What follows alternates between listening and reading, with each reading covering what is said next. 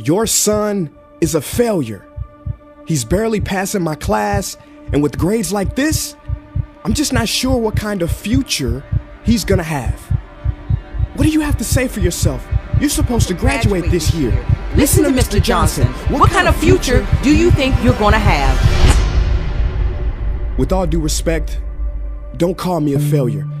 Failure is an event, not a person, in fact. And you talk about the future, Mr. Johnson, but you're not preparing us for that.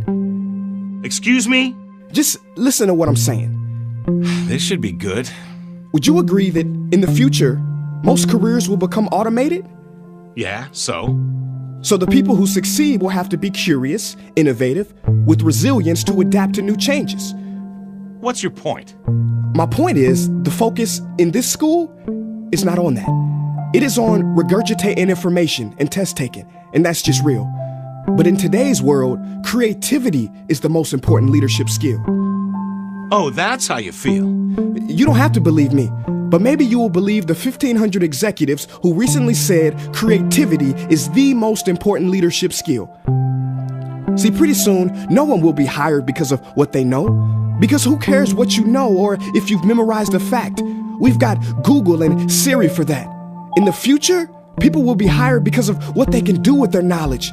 Can they creatively solve real-world problems, not just follow instructions or directions and bubble in multiple choice questions? So, Mom, that's why I'm stressed, because these robotic tasks we learn in school should stop. Because no one can do a robot's job better than a robot.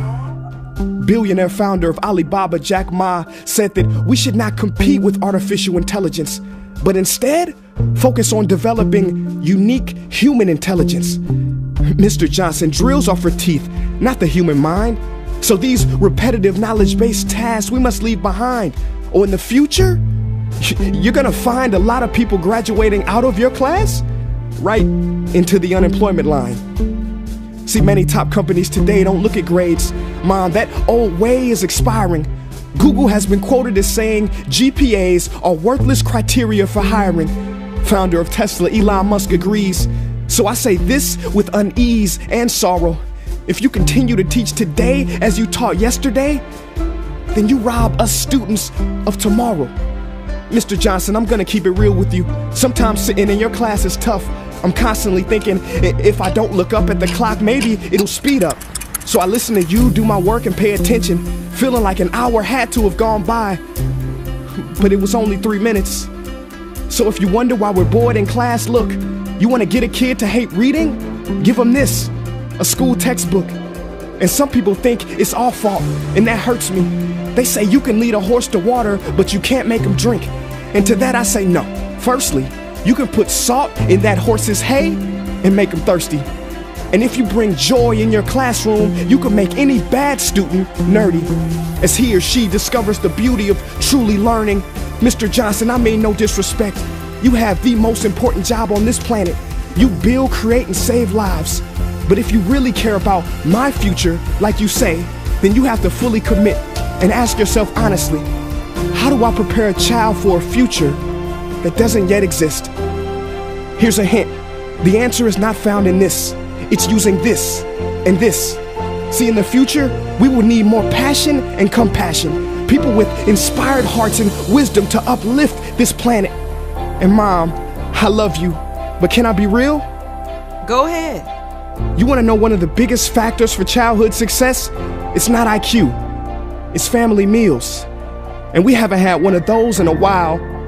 See, I know sometimes you don't feel proud, because I may not be a straight A student, but I'm not stupid.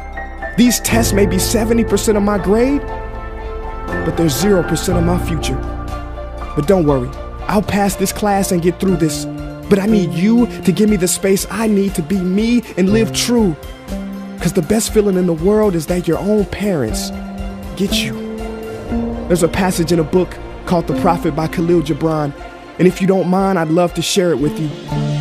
Go ahead. See, he says, your children are not your children. They are the sons and daughters of life longing for itself. They come through you, but not from you. And though they are with you, they do not belong to you. You may give them your love, but not your thoughts, for they have their own thoughts.